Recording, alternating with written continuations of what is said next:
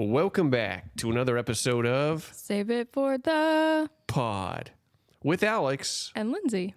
And we've got a brand new book coming at you today. And it is called... The Invisible Life of... What? What? The Invisible Life of what? Ha ha. You know, I can't actually remember. Hilarious. Yeah, go ahead. What is the actual title? The Invisible Life of Addie LaRue by V.E. Schwab. Yeah, we kind of picked this book up a couple weeks ago. Where did you find out about this book? I actually don't remember. I think I was just looking at books on either Goodreads or something like that and came across it, thought it sounded interesting, and thought we could give it a go. We needed an audiobook for a train trip that we just went on, and so this ended up being our book. Yeah, and I guess we flew out to Portland a couple weeks ago and listened to it on the way there, too. That's true. We've been a bit busy with travel. It's 18 hours long as an audiobook. It took us a couple weeks to get through this one. So, Alex, tell us what this book is about. For sure. But before we do, we need to give a spoiler warning because we are going to spoil just about everything about this book and possibly even things that aren't in this book. Yeah, so this book is about a woman named, I cannot remember. You're really taking this seriously. This is good. I'm committing to this bit. This woman named Addie LaRue. She's 23. Yes. What is she born in, like? I think it's the very end of the 1600s. And so she is a little bit of a feminist, a little bit forward thinking in a time before that was really allowed. And so the worst thing ever was about to happen, which was she was going to have to get married. And so in a desperate attempt to not be shackled down for the rest of her life doing something she didn't want to do, she called upon some unknown gods, perhaps even the devil, to make a deal.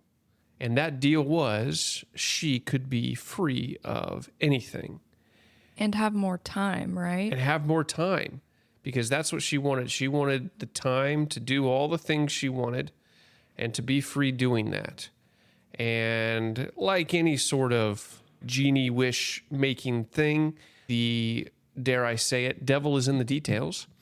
And she ends up with a curse that makes it so no one can remember her. And she never ages, and she isn't necessarily invulnerable, but she is immortal.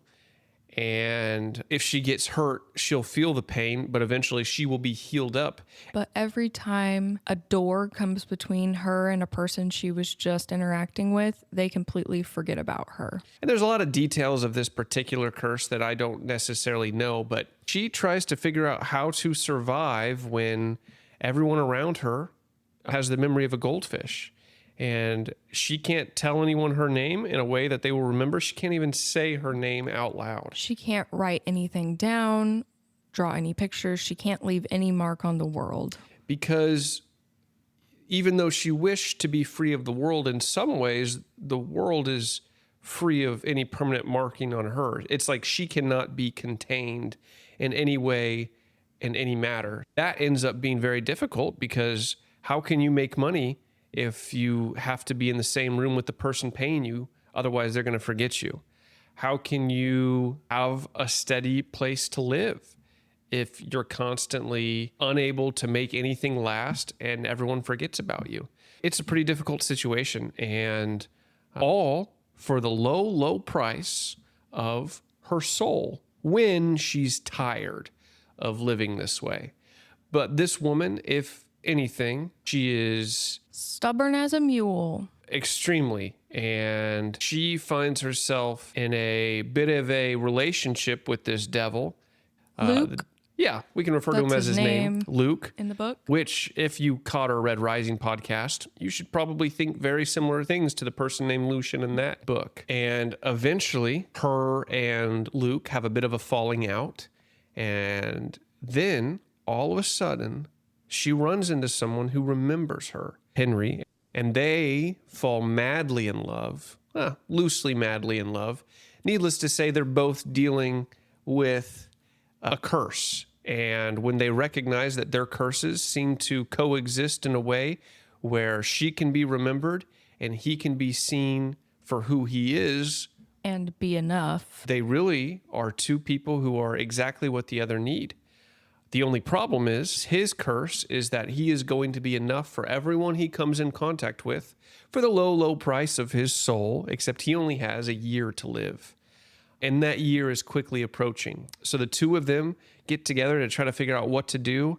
And finally, Addie decides she will renegotiate the terms of her deal with Luke to save this new boy, Henry. And she does it. He lives happily ever after, except he has, during the time that they were together, written down her entire life story.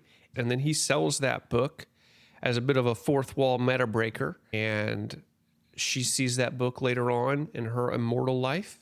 And then in her renegotiation with Luke, she believes that she has set the stage for eventually being free of him and not having to lose her soul. But that is a bit of a cliffhanger, and that's where the story leaves us. And that's kind of what happens in the book. So we're going to start what I think is one of the most important pieces, which is, what lesson in 300 years of living do you think Addie LaRue learned?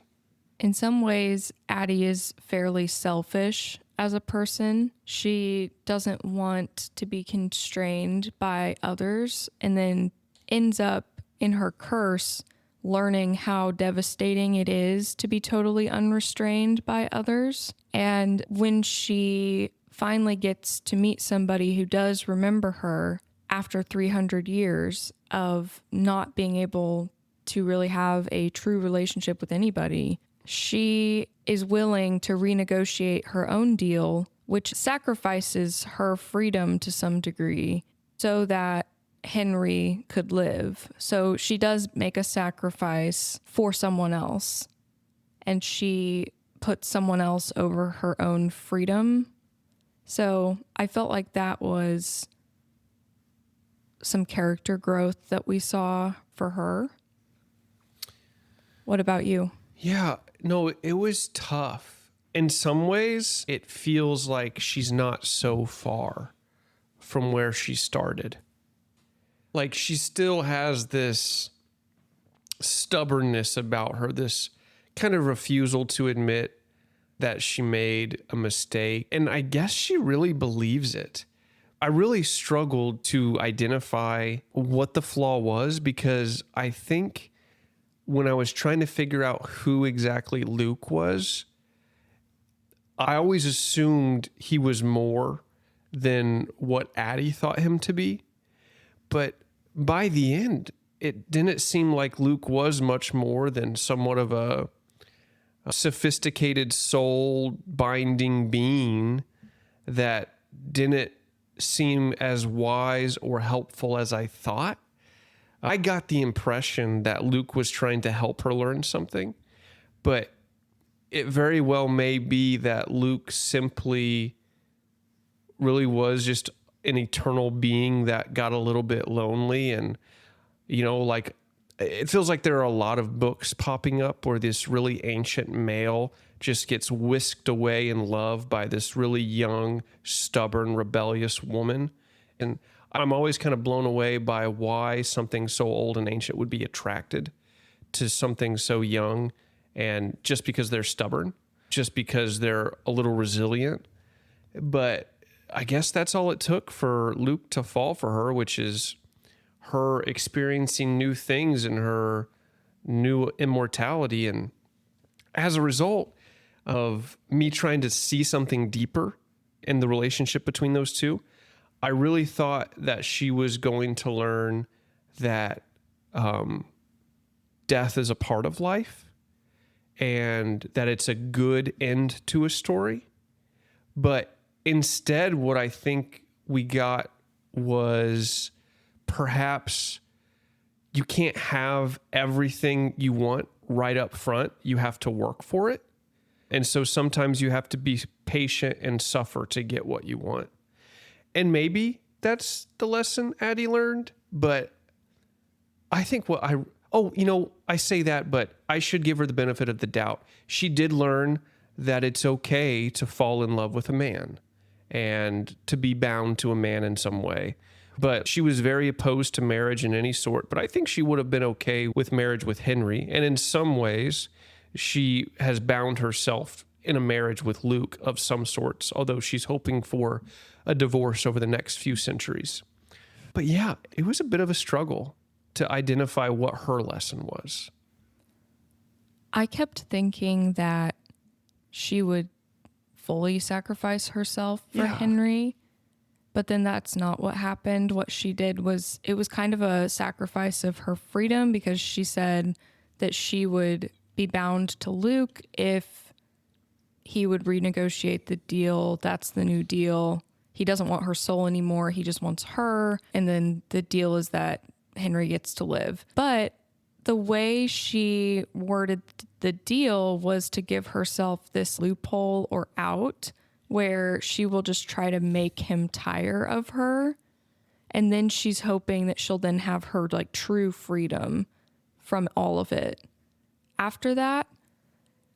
And I guess like good for Addie, but it almost felt fatiguing to me. I think I wish her lesson would have been that death is a part of life. I think it's great when you have a strong, independent female character. So I almost hate to say this, but she was so stubborn. That was one of the things I got fatigued by a little bit. It served her well in some ways because it helped her endure through hard things and keep going instead of surrendering her soul. And so she got to keep experiencing life. And I think that it was really cool, on one hand, that she kept finding things to appreciate about life, even the small shred of life that she got to have in terms of like within the boundaries of her curse. Maybe I am giving more credit to Luke, the quote unquote devil or darkness, than I should. But he seemed to care for her in some way, but she was just very stubborn. And then I think I was just like kind of over it by the time she makes the renegotiated deal at the end to save Henry, but is planning to make Luke hate her and like free her of her deal over centuries. I don't know. I was just like, wait, okay. And we talked a little bit about our predictions during, and when Henry was able to remember who Addie was, we were like, well, shoot, what if this is Luke? And Henry was like 30 years old, and Addie hadn't seen Luke in like 30 years. And although I think the number just changed to 40 at some point. Anyway, and so I was like, what if somehow Addie and Luke are these two eternal beings, this kind of yin and yang where she gives but can't be remembered, and he takes and is remembered. And it's like there's a certain amount of balance between these two. She is stars in the night sky. It gives that white dot and like the blackness of the yin and yang symbol. Even like a constellation of her freckles. Exactly. And so I kind of was toying with this idea that they were both eternal beings that chase after each other in all of the history of the world. And sometimes they have to like rehumanize, and it's part of some other curse, and then have to make the other remember. Because when they first met, he seemed disappointed in how immature she was. And he also seemed to constantly be trying to help her make it through the curse. And when he created the deal with her, the terms of it that he established essentially made her super similar to him. Extremely. Because there are things throughout the book that we get glimpses of, like, he's lonely too. He doesn't really own anything. He makes the comment like nothing is his. Addie can't own and really have anything either based on the nature of her curse. And so he kind of makes her have a similar existence to him. Right. And so I really struggled when it ended up just being, oh no, he is just some sort of devil. Who like fell in love with her, but then she's adamant that he can't actually love her. And I think I'm convinced that that's true for one thing that the book said. Otherwise, I was like, Addie, like maybe he does love you. I don't know. Like, why are you so sure? And I think it's because he wouldn't free her. And she felt like she couldn't truly be loved if he wasn't willing to let her go. So yes, I had similar ideas of like what could be going on that's bigger than what we're thinking. And I would say like, yeah, that's not where the book went. Yeah. I think I was almost more excited for our ruminations of what could happen than what actually happened, because I felt like that would have paid off the character more, where if she starts out the story not wanting to get married and not wanting, because she felt like that relationship would have taken away her identity, it would have been really interesting for it to be the opposite with Luke, where the more she learns about herself, the more she finds that she actually does care for this person who from the start seemed like a negative.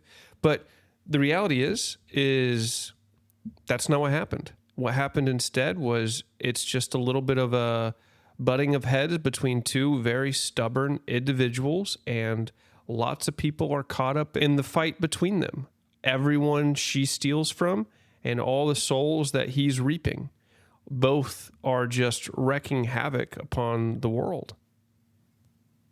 It's interesting because we don't get a full backstory into Luke and like what exactly he is or why he is or why he takes souls. Like it's just, we just get Addie's kind of take on him. Mm-hmm.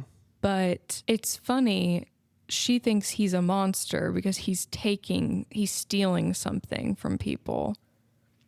But she steals from people all the time, and she has to, right? Like she has to, or else how could she eat or sleep anywhere safe or like anything because of the nature of her curse? What if Luke is like cursed? We just don't know, but I find it ironic. She was like, you're a monster. And he kept trying to be like, we're the same, actually. And she just refused to believe it because the way she does it is differently. And they talk about souls, but like they never really define it. They kind of dance around it.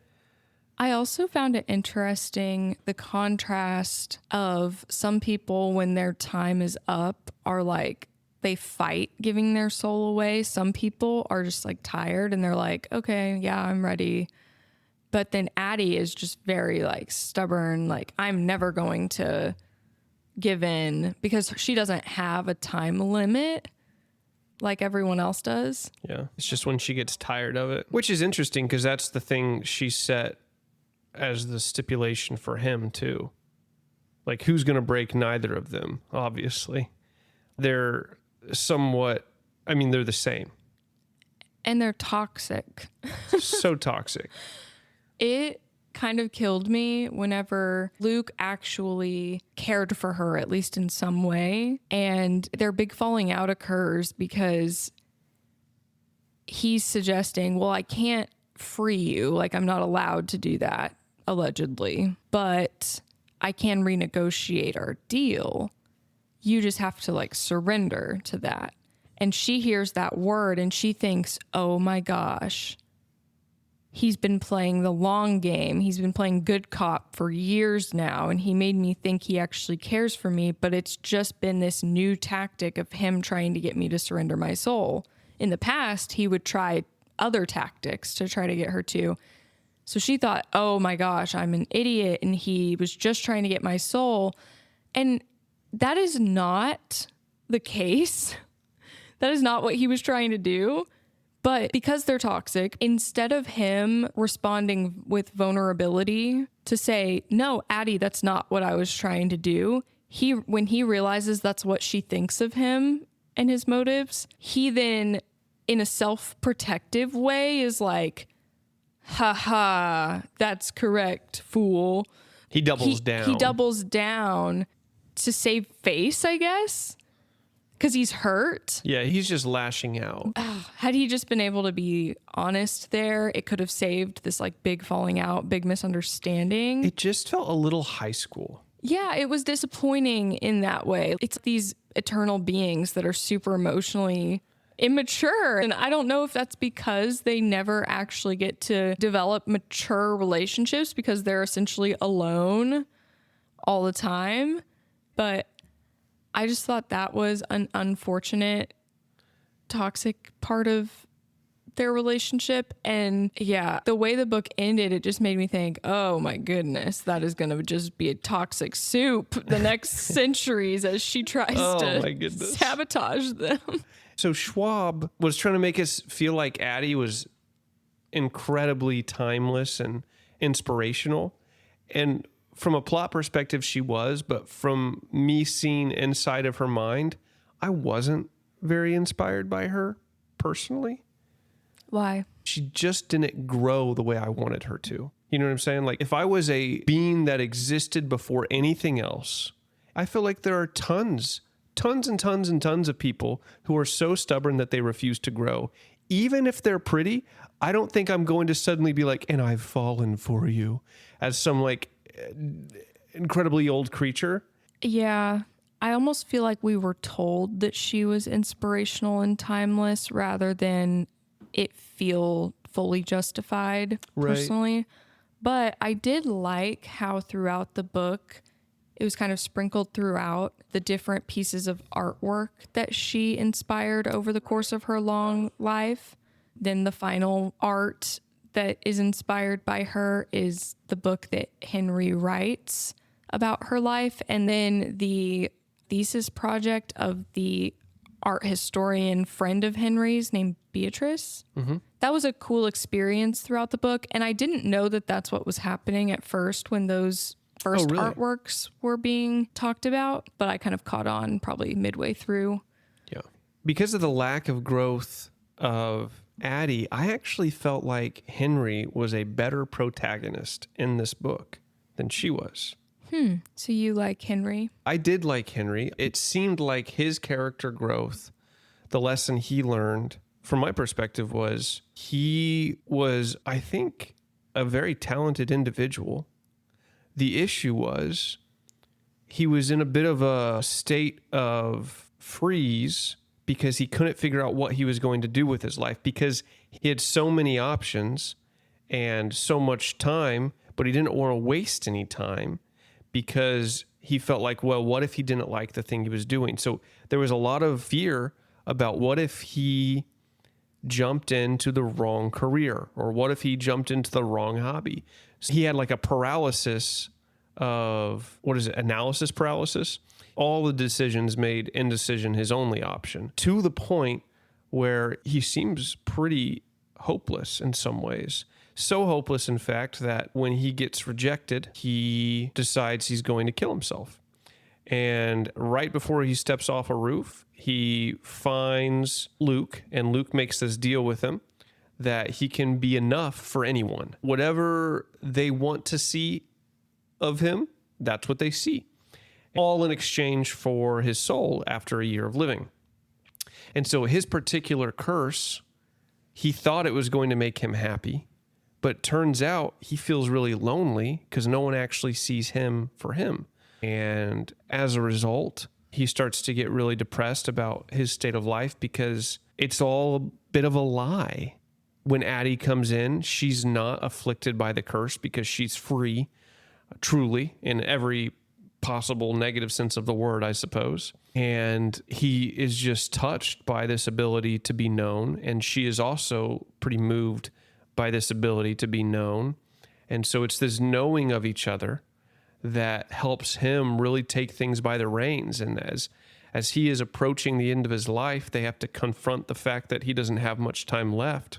And when he's faced with no time at all, he kind of steps up and he starts really trying to tie off knots. He tries to do something for someone else by writing down Addie's whole story, trying to finish it before he's gone. We finally see him living, which was what he needed to learn how to do.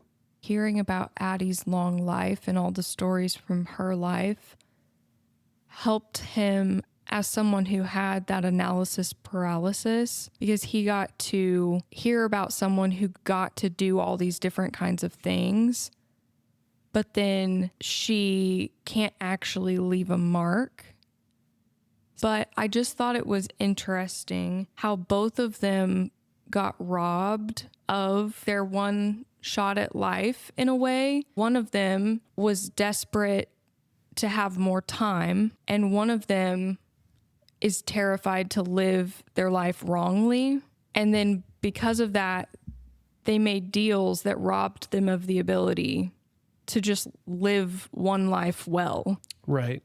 So I think getting to know Addie was both healing in that way and also healing because she was someone who did see him finally. And so he felt less alone.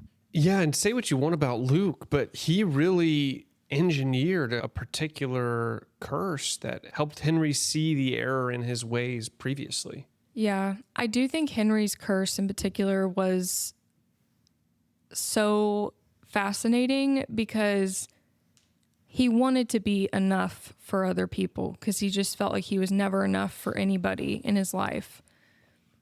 And the way that that then made people always see Henry as enough, even if they're not seeing Henry, he could have moved through the world getting anything he wanted. Some people may have had a field day if they had that superpower, essentially. Like, he could have taken that tenure position that was just being basically offered to him. He could have ruled the world. He could have ruled the world. Why stop there? Right. He could have. But because what Henry wanted was genuine connection, like his aim wasn't to rule the world, to have whatever he wanted. He actually just wanted the genuine connection. So he very quickly tired of people just thinking he was perfect, right? But if genuine connection is what you want, that's not something that can just be fixed just like with the snap of a finger or with a deal with the devil. That's not something that can be forced. To have genuine connection with no shortcuts, it has to be freely given from the other people. And the hard part about that, there is no shortcut to that. You have to be someone that they want to freely give that connection to. Right. And I think it's sad that he felt so unseen and lonely before, but I think the hard road that does lead to genuine connection is being able to be someone that others want to connect with, being someone who doesn't let other people down, who can be vulnerable and let people in, all of these things. Yeah, because the impression that we kind of get of Henry is that he doesn't really have a good view of himself. And people have a lot of expectations for him, and he's not meeting them. And when he proposes to Tabitha, his ex-fiancée, no, never got there, sorry, his ex-girlfriend, and she rejects him, all of his friends knew that it was going to happen. If they knew it was going to happen and he was doing it, that means even before the curse, he didn't have an accurate view of self, and his friends didn't feel like they could tell him that he doesn't have an accurate view of self. So for some reason, I don't know if it's bad friends, I don't know if it's he's just not really a safe person to give feedback to, whatever it is, he was in his own world, and he didn't get the feedback he needed from other people to see who he really was. So when he got cursed, and it was that flipped on its head, where they're in their own world and they're not getting the feedback they need to see him for who he really is, there was a lot of poetic justice to that experience for him. But what it meant is when given the opportunity once again to actually be seen, he took it. Yes, it's like he was so tired and devastated and didn't want to hear why he wasn't enough before. But then he realized how hollow it was when they never see him for him and how lonely that is. And we don't really get to see much of what his life looks like other than that he publishes the book about Addie. But hopefully in this second chance at life that he gets, he seeks genuine connection and tries to be worthy of it as well. Yeah. Yeah. And I would say that even starts with the way he views himself. I think the thing that's interesting about Henry is we hear that he felt things so much more than everyone else. But there's no way for him to know that because you only have the experience you have. Whenever it was talking about that early on, my theories were like, oh, like, is he something different? And I didn't know if he was like Luke in the flesh, like becoming human. And so because he's like intrinsically a little different, like maybe, or like it was even talking about how he literally doesn't even look like the rest of his family. He doesn't have a Jewish name like the rest of his siblings do in their Jewish family. And I was just like thinking it was going to go somewhere that it didn't end up going plot wise, but maybe it really was just that his perception is that he just is different than everyone else. They don't understand him. He just feels more than everyone else.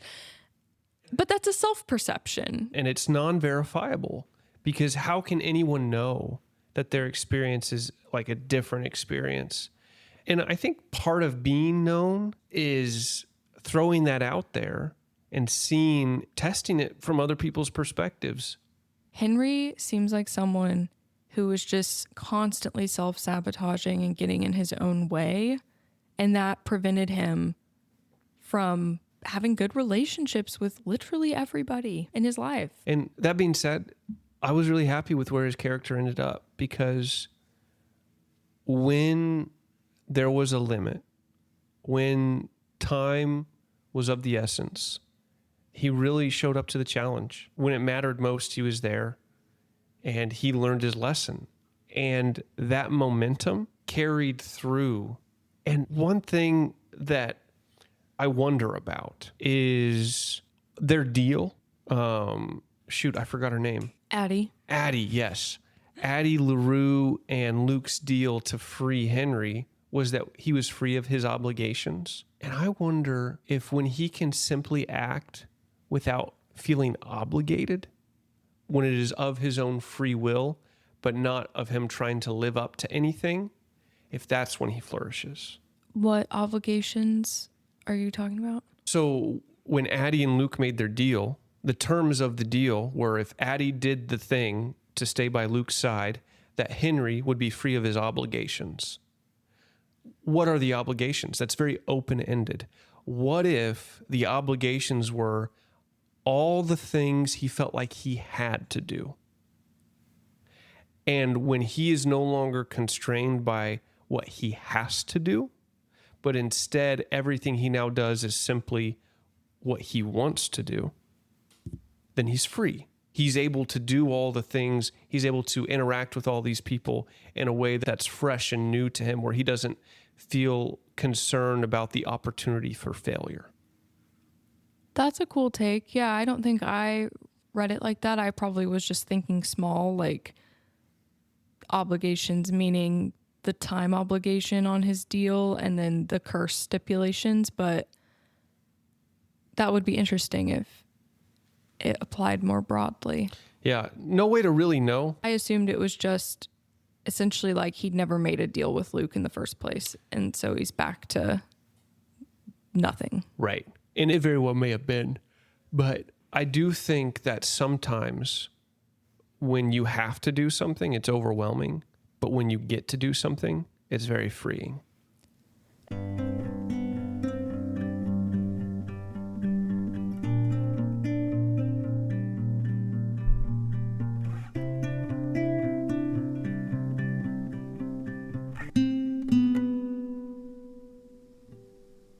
A theme in both of these characters' arcs was being known, and their curses both had to deal with them being known and unknown.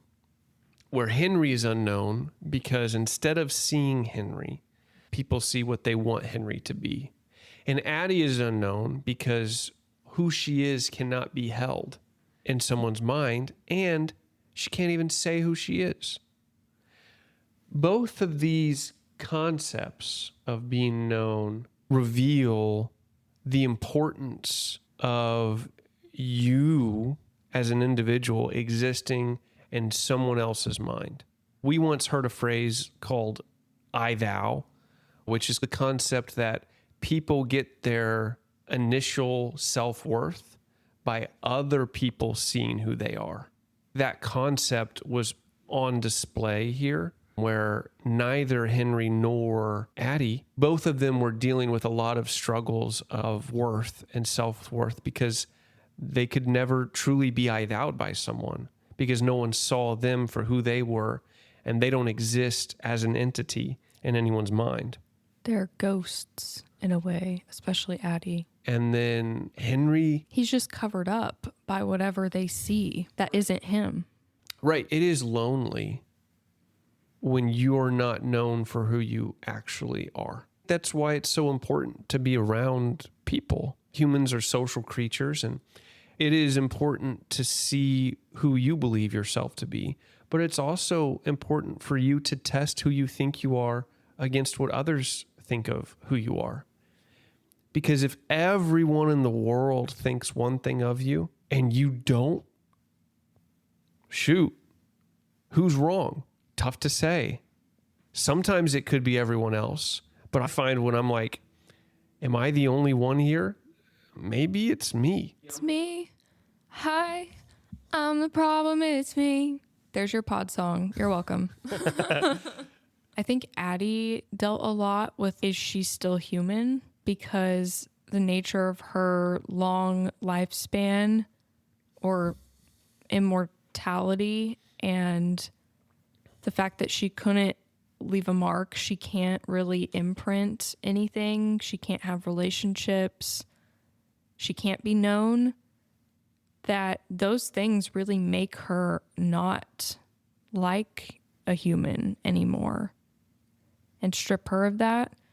And so I think that that's one of the things this book was maybe philosophically trying to deal with, is like, what does it mean to be human versus not? So that even because Addie started, even though she started human, was she really living a human existence once she was cursed? And the answer is, I mean, no, not really. Or at least that seems to be the answer arrived upon. That's actually one of my next questions. Oh, perfect. Which is, what does Schwab say about what it means to be human in this book? I think she says that to be human is to be constrained by different factors. To be human is to be known by other humans, and to be known puts constraints on us. And to be human is to live our life and then die. You know, make the most of the time that we have. Yeah, I think I agree. I think the biggest thing that the book was trying to say is that what it means to be human is to be known. Part of being known and part of being human is living, being acknowledged, and then dying, and then eventually, in some ways, being forgotten. To be constrained by those things like time and relationships. Yeah. And I think both Addie and Henry really suffered because of their curse. They had low quality relationships. And perhaps that's why it didn't feel like she had much character growth after 300 years, because how can you have growth if you're not in active relation with people? Yeah, I guess that is what makes her more like the sort of immortal, godlike being like Luke. But I honestly think that because her and Luke were then not alone, because both of them existed, they could have character growth theoretically, because when you are remembered, when you do get to interact with another being, theoretically, you can experience, your two wills can rub up against each other and you can change one another and growth can occur. I think it's interesting that like Addie was very like against Luke simply because he is this immortal being, but like what is she at this point? So yeah, and I think in terms of what it means to be human, Schwab was also asking questions about what it means to love. What is love? What is love? Oh, do we have 2 pod songs? Sing it. What is love? Baby, don't hurt me. There we go. I'm cutting that so fast. Keep it. Don't hurt me. No more. No, but I think. Okay, that's the last one. I'm done.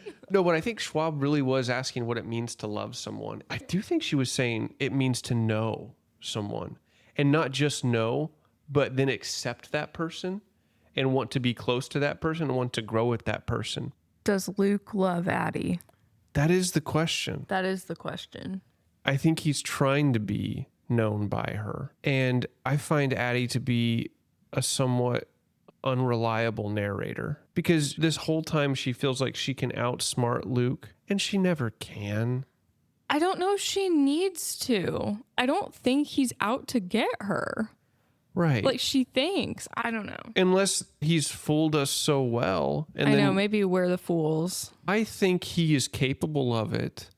If she is, then I think he is. And I think part of it is she can't love him because he cannot love her, because she's not honest with who she is. How so?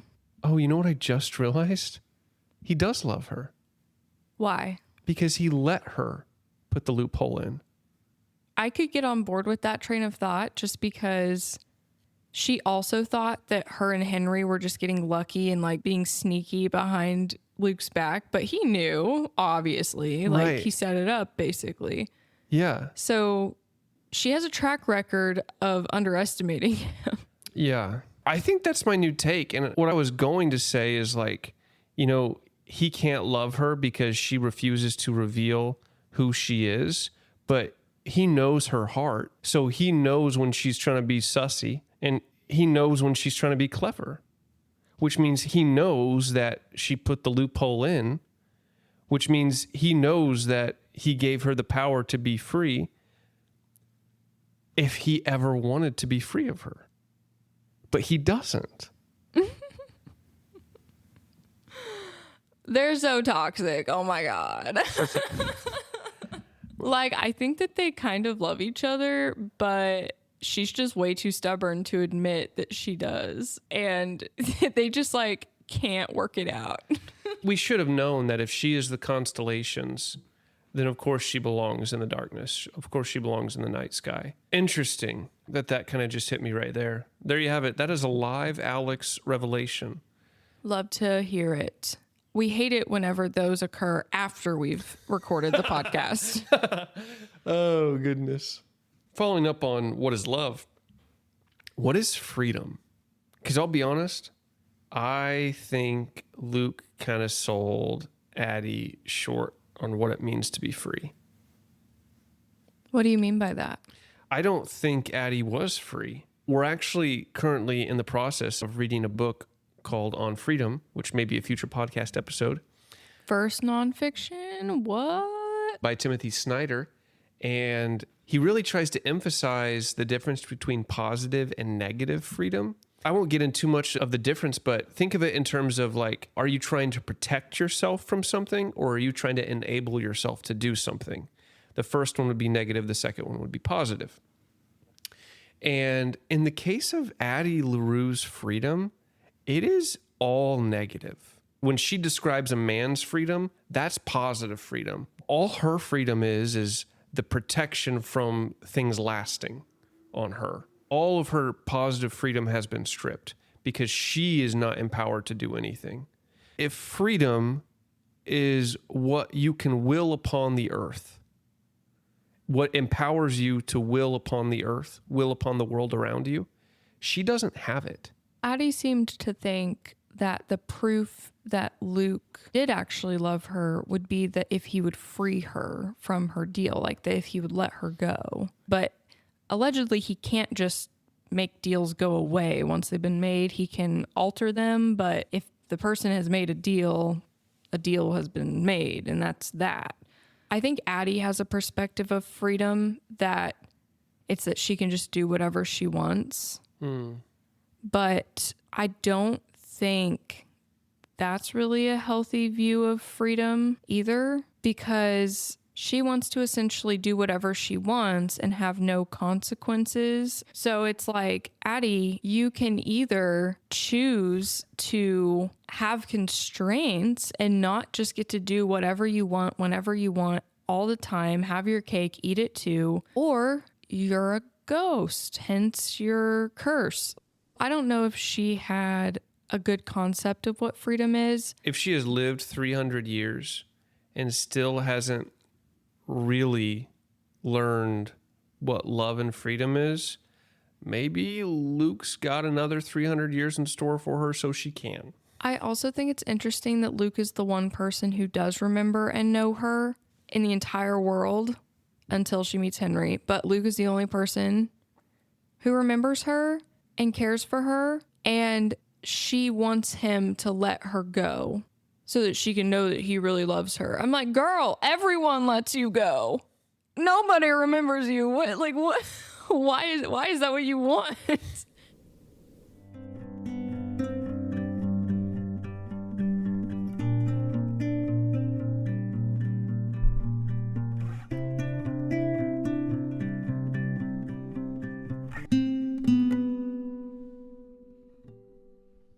Did you cry? What was your cry count? 0. Really? I didn't cry at any point, but I'm getting the impression you may have.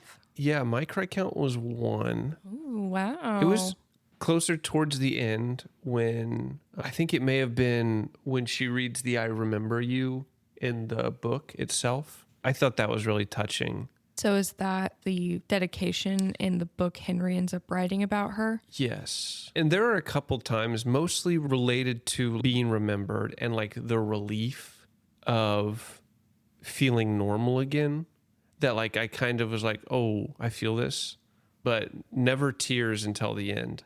On to rating. What would you rate this book? Thumbs up, thumbs down? I am going to give it a thumbs down. Really? First thumbs down. Tell me more. I know. I kind of hate doing that.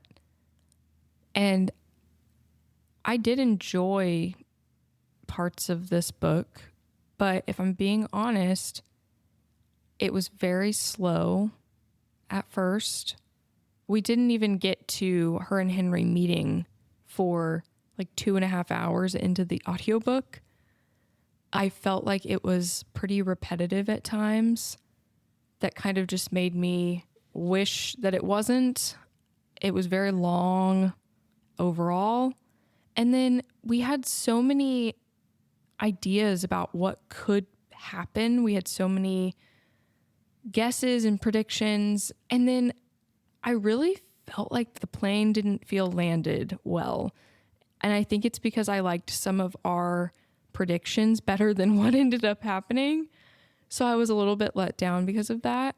I think it does spark some interesting thoughts about what it means to live well, about what it means to be human, like some of the things we've talked about. I think that could make this a really good book for some people, but I personally don't feel like reading it was worth it to me.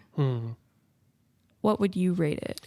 Yeah, no, it's a tough one for me too. I don't know if I ever really liked Addie. I felt bad for her. But also, they really didn't go into what it meant to give up the soul. And so, because of that, I don't really know what she would have been giving up, but she had an out the whole time. And so, like, a lot of this suffering was self-induced. And I don't know.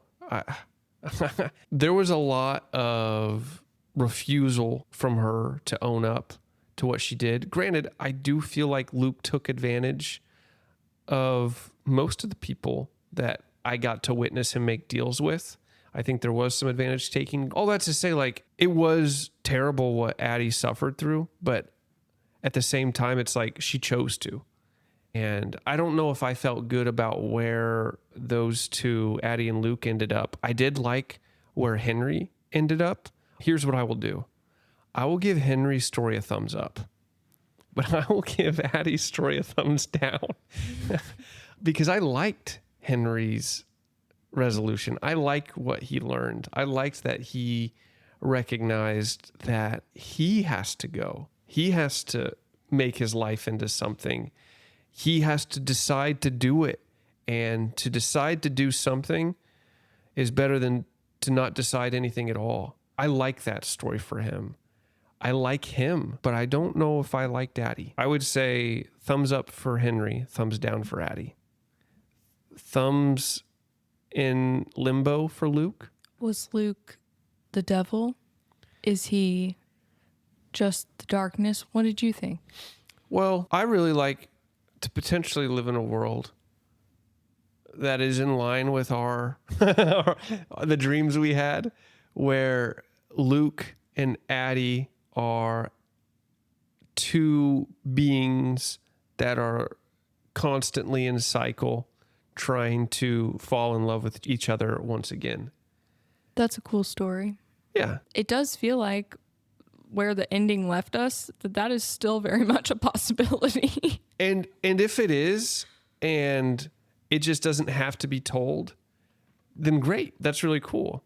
But no, I don't think Luke is the devil. Maybe he inspires the stories about the devil. It certainly inspires them. But the interesting thing is like he seems to have been conjured up by Addie. Like he answers her. He was given a face by her that he uses everywhere else. That's true. Like, and that's why actually that supports your theory even more. Yes. And because that was never explained either. Like no. why? And ironically enough, that's what she wanted to see, which is what Henry's curse was. So I was head over heels for this concept that Henry was cursed and somehow got moved back to the beginning of time and was like going to like trying to find Addie after they'd already gotten together. And so when he realized she wasn't going to fall in love with him as the darkness, he like reincarnated into human form and was trying to be seen again, but he still had the curse because of, for whatever reason, I don't know. Maybe he made a deal with himself. I mean, it was just all me just running with a possibility, but it didn't happen. Do I think Luke is the devil? No, but he could be.